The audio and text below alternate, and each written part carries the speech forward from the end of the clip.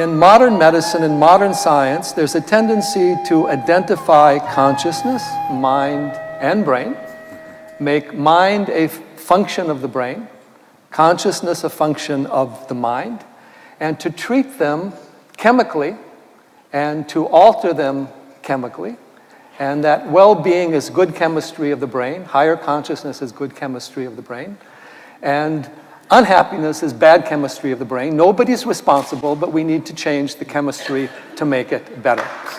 Now, in the yogic thought, brain, mind, and consciousness are three different things, but they're related at a certain level.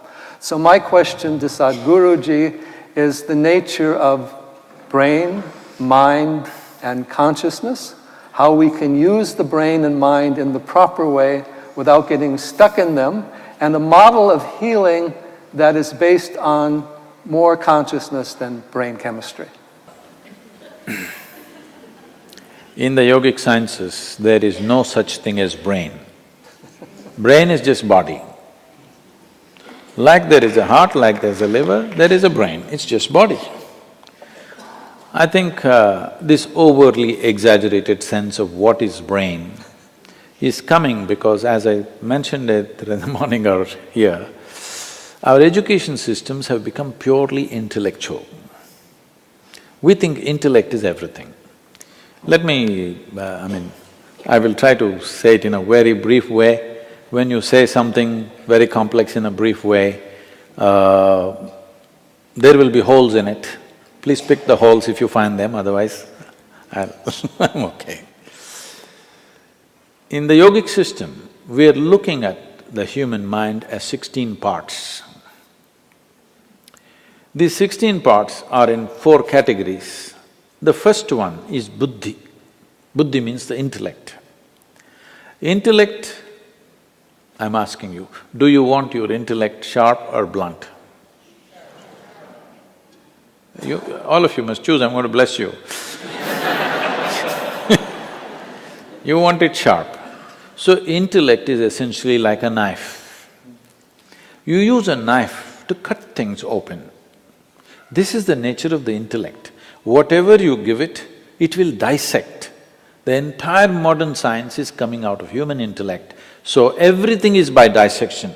If you give this flower to the scientist, they will rip it open and see. If you rip it open and see, yes, of course, there are many facts you will know about the flower, only thing is you won't have the flower after that.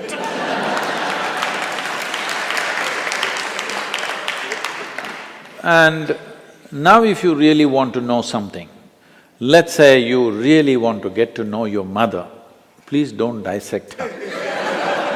That's not the way it works. Because what you can know by dissection is material aspect of life. You cannot know life by dissection. Only the material and the physical can be dissected. But now we are using our intellect to understand the entire gamut of things. Now we try to dissect. We go on talking about unifying the world and unity and enlightenment, everything with intellect. This is like using a knife to stitch something. If you stitch something with a knife, you leave it in tatters. So you are seeing this, the more knowledge you gather about something, the more misunderstanding and further away from truth we are becoming, not because information is bad, because we are trying to stitch with a knife. So intellect is like a knife, it must be sharp, it is a survival instrument. If you did not have a discriminatory intellect, you would not be surviving on this planet, it's very, very vital. But survival is all that it can do. But intellect cannot function unless there is a certain volume of memory. If you wipe out all your memory, it doesn't matter whatever your IQ is right now, if you take off all your memory, you will suddenly look stupid. You may be still intelligent, but you look stupid. This always happens in India. People are putting rural children and urban children together and testing them. Just because of the volume of information that the urban child has, he looks smart. A rural child looks stupid, but you put them in real situations, you will see they will come out so smart because their intelligence is fully on.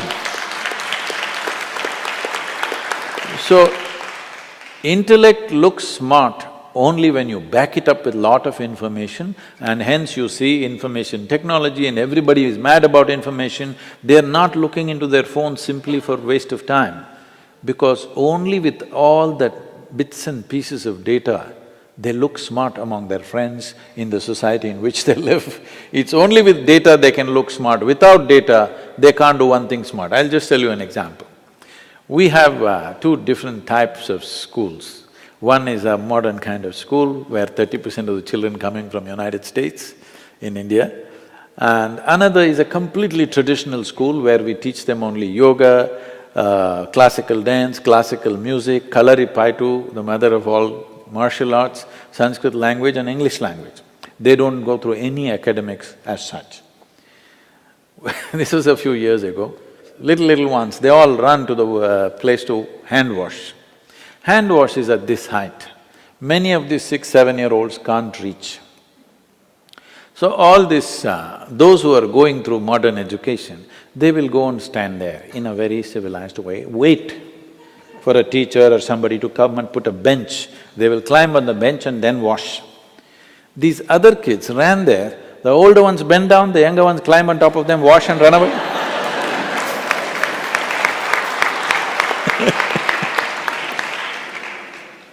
So, too much orientation towards intellect and the other dimensions of intelligence are completely uncultivated today. So the next dimension of the mind is referred to as ahankara, which we have completely ignored. Ahankara does not mean ego as most people are beginning to think, it means identity. What are you identified with? Because intellect is essentially an instrument to protect the identity that you have taken on. If I say I'm Indian, suddenly my intellect makes me think that way, makes me willing to live and die for it. You will see just a piece of cloth, if you show, I mean a flag, people will have tears in their eyes.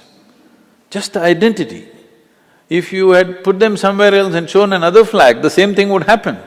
In India, Pakistan, it's very striking, because it was one nation and suddenly somebody drew a line and the entire emotion, the way it works is amazing, simply because you got identified with this or that. So intellect is an instrument which protects the identity. Identity is that instrument which allows the intellect to function in a certain way. When I say a certain way, suppose you're identified just with this, me as a person, your intellect will do only this to protecting you all the time just doing this. Now I say, my identity is my family. Now your intellect will do everything to protect that. Or you say a community, a race or a religion or a nation. In the name of race, religion, nation, how many things we have done which are utterly idiotic and inhuman, but we do it with great pride. Because we are identified, because this is the nature. If we have to continue that analogy, if intellect is the knife, the hand that holds it is the identity. You tell me, in handling a knife is important that it must be sharp, but whether it becomes destructive or productive is determined by the hand that holds it, isn't it? But in today's society, in today's world, there is no cultivation of the hand at all. The smaller and smaller identities that we are creating will inevitably cause disturbance within the human being and in the world. There is no other way.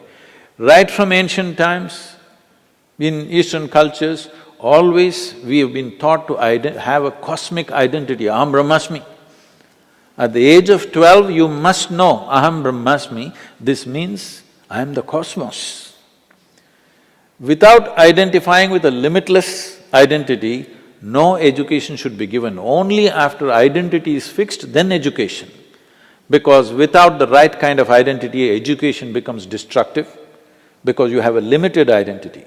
We can say whatever we want, but essentially all crime, all evil, all most terrible things that we do is just a question of limited identity, isn't it? This is my way, that is your way, this is my country, this is your country, this is my religion, this is your religion. This is all it is. So without cultivating the identity, we are sharpening the knife. We have an unsteady hand, but we are sharpening the knife and arming it with memory. So the next dimension of the mind is called manas, which is a silo of memory. Here there are 8 dimensions of memory. This starts from elemental memory, atomic memory, evolutionary memory, karmic memory and conscious memory, unconscious memory, articulate memory, inarticulate memory. Like this, there are many states of memory. As we already looked at this body carries the memory of everything that's happened on this planet. If we pay enough attention, we can know simply by looking at this how evolution has happened. Only 150 years ago, Charles Darwin talked about evolution by studying life on the planet. But over 15,000 years ago, Adi Yogi spoke about how life evolved. He said, first, almost every Indian person knows it but not conscious of it, is the 10 avatars. You must be studying much of it. The first one is fish or water life, next one is amphibious, next one is a mammal, next one is half man, half animal, next one is a dwarfed man, next one is a full-grown man but volatile, next one is a peaceful man, next one is a loving man, next one is a meditative man, next one is supposed to be the mystical man. This is not one-man story, this is the evolution of life on this planet. So 15,000 years ago, somebody spoke about this by not looking into the microscope, but looking inward, because the entire evolutionary story is written here. So the yogic system is focused on this as to how to activate different dimensions of memory, because without that, with limited amount of memory, you are bound to act in immature ways. So if your intellect becomes super capable, then it's very, very important your identity is cosmic, limitless identity, and your memory is evolved, that all dimensions of memory are active.